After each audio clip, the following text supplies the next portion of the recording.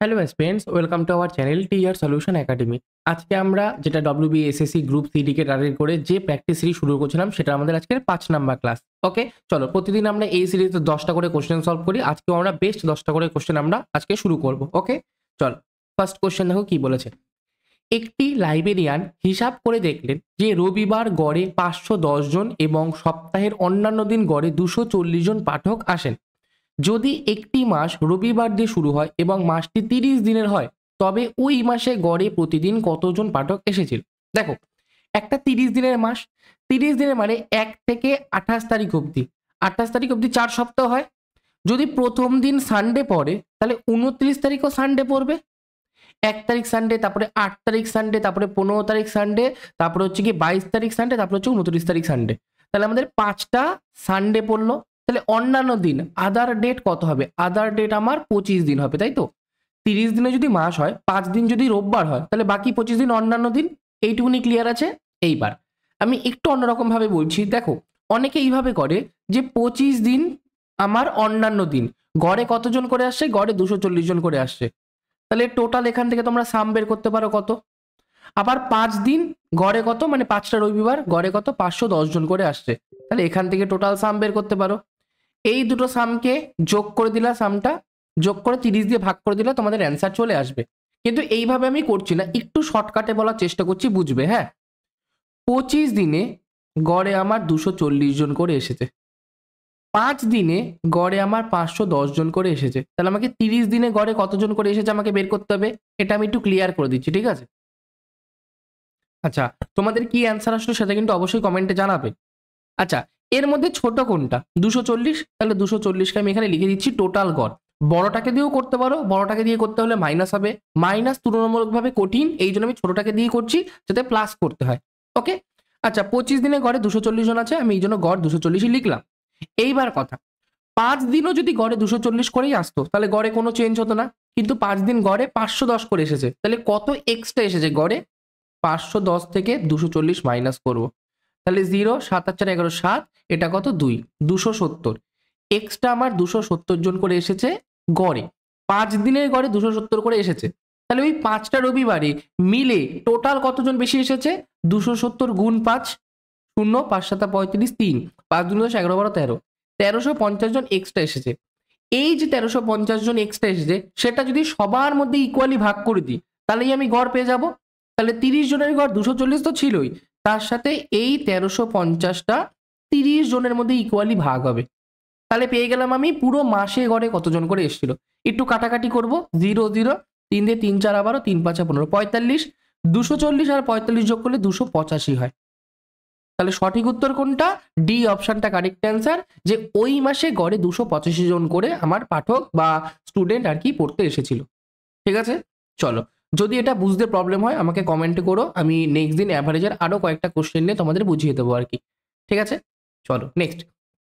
একটি পরীক্ষায় A B এর থেকে 10% কম নম্বর পায়, বি সি এর থেকে 25% বেশি নম্বর পায়, সি ডি এর থেকে 20% কম নম্বর পায়।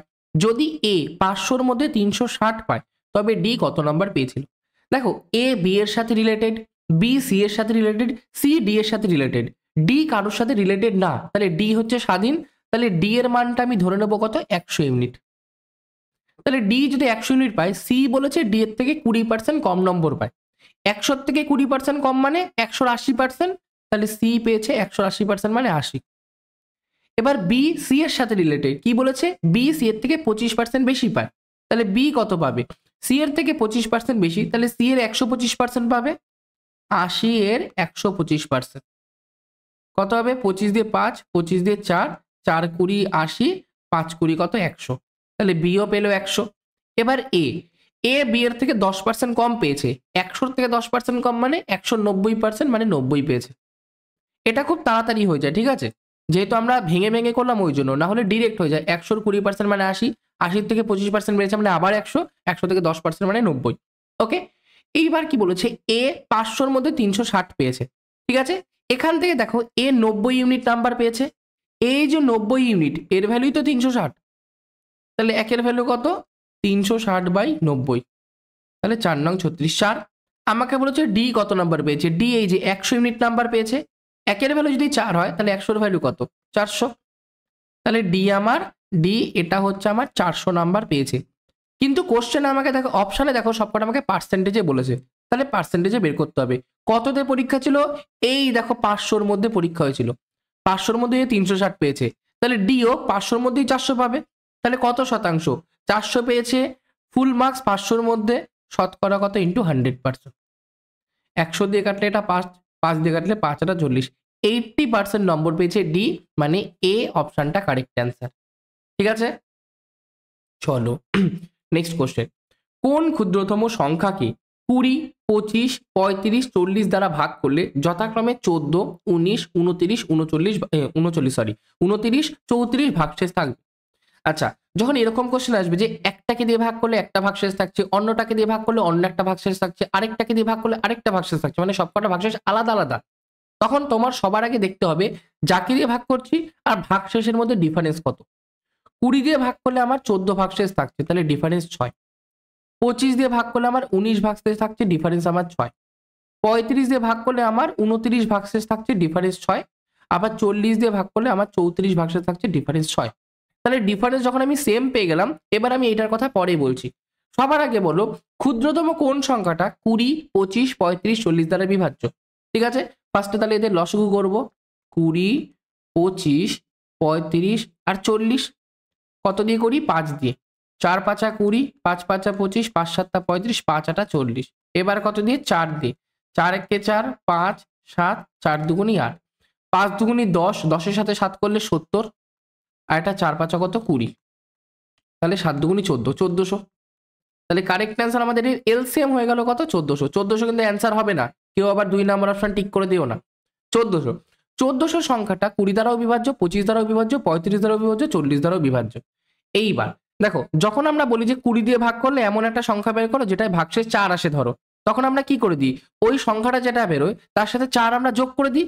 কিন্তু যখন আমাদের যাকে দিয়ে ভাগ করছে আর ভাগশেষের মধ্যে ডিফারেন্স সবকটাই সেম বেরোয়, তখন আমরা সেই নাম্বারটাকে মাইনাস করি, মানে এটা কত আসবে? 1394। মানে কোনটা? এই অপশনটা কারেক্ট অ্যান্সার। কেন মাইনাস করি যদি তোমাকে বলি, ধরো তোমাকে বলেছে কোনো একটা সংখ্যাকে 5 দিয়ে ভাগ করলে তোমার 2 ভাগশেষ থাকে, আর সেই সেম মানে ওই সংখ্যাটাকে 6 দিয়ে ভাগ করলে 3 ভাগশেষ থাকে, তাহলে তুমি কি করবা? 5 আর 6 লসগু, 5 6 30, 30-এর সাথে তুমি 2ও যোগ করতে পারবে না, 3ও যোগ করতে পারবে না, তখন কি করবা? 5 আর 2 এর ডিফারেন্স 3, আবার 6 আর 3 এর ডিফারেন্সও 3, তাহলে 3 বিয়োগ করবা মানে 27 হবে। এইবার দেখো 27 করলাম, 5 5 কত? 25, 2 ভাগশেষ থাকছে, এটাও 27 করলাম, 4 6 24, এই যে 3 ভাগশেষ থাকছে। যখন তোমাদের ডিফারেন্সটা সেম সেম সেম হয় তখন তোমাদের মাইনাস করতে হয়। আশা করি বোঝাতে পেরেছি, ক্লিয়ার আছে। নেক্সট, সমগ্র পৃথিবীতে স্থল ও জলের অনুপাত 1:2, যদি উত্তর গোলার্ধে ওই অনুপাত 2:3 হয় তবে দক্ষিণ গোলার্ধে কত?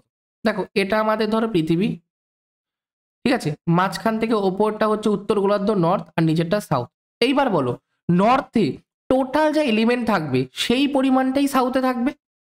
আমি বলছি না কোনটা বেশি কোনটা কম, নর্থে স্থল আর জল মিলিয়ে যতটা ইউনিট থাকবে সাউথেও স্থল আর জল মিলিয়ে ততটা ইউনিট থাকবে, আর টোটালে যেটা থাকবে সেটা নর্থেরও ডবল হবে, সাউথেরও ডবল হবে, কারণ এটাও 50%, এটাও 50%, তাহলে টোটাল 100% হলে যে কোনো একটা ডবল হবে। এইবার কথা, ফার্স্টে স্থল আর জল আছে, স্থল আর জলের অনুপাত 1:2 হয়ে গেল, তাহলে টোটাল আমার কত হচ্ছে? 2 আর 1 3 ইউনিটের আমার জিনিসপত্র আছে স্থল আর জল মিলিয়ে। এবার নর্থ উত্তর গোলার্ধে আছে 2:3, তাহলে কত? 3 আর 2 5 ইউনিট আছে। যদি নর্থে টোটাল আমার 5 ইউনিটের জিনিস থাকে, তাহলে অল ওভার পুরো পৃথিবীতে 5-এর ডবল থাকবে, মানে 5 2 10 ইউনিট থাকার কথা। ওকে, তাহলে সাউথেও যেটা থাকবে, সাউথেও আমার কি 5 ইউনিটই টোটাল থাকার কথা, কারণ উত্তর গোলার্ধে যা থাকবে দক্ষিণ গোলার্ধে আমার সেই এলিমেন্টই থাকবে। এখানে যে কোনো একটা ইচ্ছা হতে পারে, x:y ধরো 5 অনুপাত আছে, তাহলে টোটাল দেখো ওপর আর নিচে নর্থেও 5 ইউনিট, সাউথেও 5 ইউনিট, টোটাল আমার 10 ইউনিটের জিনিস। তাহলে আমার টোটালি পুরো পৃথিবীতে 10-এর সমান থাকতে হবে অথবা 5-এর ডবল থাকতে হবে। ওকে, এইবার এখানে তুমি টোটাল আমি 3 ইউনিট দেখতে পাচ্ছি, তাহলে 3 আর 10কে যদি সমান করতে হয় তাহলে কি করব? 3 আর 10-এর লসাগু 30 করব, এটাকে 10 দিয়ে গুণ, এটা 30, 10 দিয়ে গুণ মানে এটা 10 ইউনিট হয়ে যাবে, এটা 20 ইউনিট হয়ে যাবে, হয়ে গেল। এইবার এখানটা আমার 5 আছে, এখানে 5 আছে, 5 5 10, কিন্তু টোটাল তো আমার 30 করতে হবে, তাহলে কি করব? তাহলে 3 3 দিয়ে গুণ করবা, এটাকেও 3 এটাকেও 3, তাহলে কত হবে? এটাও 3 5 15, এটাও 3 5 15, টোটাল এই 15 15 যোগ করেই 30 হয়ে গেল। তাহলে 3 দিয়ে গুণ মানে এটাকে 3 দিয়ে করলে 3 দুগুণে 6, 3 তিরিকে 9, ঠিক আছে, এইবার কথা, টোটাল আমার স্থল আছে 10 ইউনিট, তার মধ্যে উত্তর গোলার্ধে আছে 6 ইউনিট, তাহলে মাইনাস করলে দক্ষিণ গোলার্ধে 4 ইউনিট। টোটাল আমার জল আছে 20 ইউনিট, আর উত্তর গোলার্ধে আছে এই যে 9 ইউনিট, তাহলে মাইনাস করলে 11 ইউনিট। তাহলে এটা হয়ে গেল দক্ষিণ গোলার্ধের স্থল আর জলের অনুপাত, মানে 4:11। এই অপশনটা কারেক্ট অ্যান্সার। ঠিক আছে, চলো নেক্সট। 1550 টাকা 2 ভাগে ঋণ দেওয়া হলো, প্রথম ভাগ 5% এবং দ্বিতীয় ভাগ 8% সরল সুদের হারে। 3 বছর পর মোট 300 টাকা সুদ পাওয়া গেলে 5% হারে কত টাকা ঋণ হয়েছে। ঠিক আছে, অনেকটা সিমিলার আগের দিনের মতন কোশ্চেন, অনেকটা। এবার দেখো, আমাকে 5% জানতে চাইছে যে 5% হারে কত টাকা ইনভেস্ট করেছি। তাহলে সবার আগে আমি বের করে নেব যে পুরো 1550 টাকাটাকে আমি 8%-এ 3 বছরের জন্য বিনিয়োগ করেছি। অ্যালিগেশন করছি না, অ্যালিগেশন একটু যোগ বিয়োগ করতে একটুখানি কমপ্লেক্স হয়, তো সেই হিসাবে আমি অ্যালিগেশন পদ্ধতিটা ইউজ করছি না। ওকে, আচ্ছা, যদি আমি ধরে নিই যে টোটাল টাকাটাকেই 8% ইনভেস্ট করেছে 3 বছরের জন্য, তাহলে সুদ কত পাবো? 0 0 কাটলাম, 5 দিয়ে 5 দুগুণি 10, 5 দিয়ে 3 3 5 15, 5 1 5, 2 দিয়ে করলে 4 দুগুণি 8, 3 4 12, 12 1 12, 1 12 3 36, 37, 372 টাকা পাবো। যদি 1550 টাকাটাকে 8% ইনভেস্ট করি 3 বছরের জন্য, তাহলে 372 টাকা পাবো। কিন্তু অ্যাকচুয়ালি পেয়েছি আমি 300 টাকা, তাহলে কত টাকা কম পেয়েছি? 72 টাকা। এই 72 টাকা আমরা কেন কম পেলাম? কারণ এই যে 5% আমি ইনভেস্ট করেছি সেটাকেও আমি 8% ধরেছি, মানে 3% আমি বছরে এক্সট্রা ধরেছি। যদি এক বছরে আমি 3% এক্সট্রা ধরি, তাহলে 3 বছরে কত এক্সট্রা ধরেছি? 3 3 9%। তাহলে এই 9% যে এক্সট্রা ধরেছি, এই জন্যই 9% আমি কম ধরেছি, এই জন্যই 72 টাকা আমার সুদ কম হয়েছে। তাহলে 1% কম ধরলে কত হতো? 72/9, মানে 8 নং 72। তাহলে 100% কম ধরলে কত হতো? 800।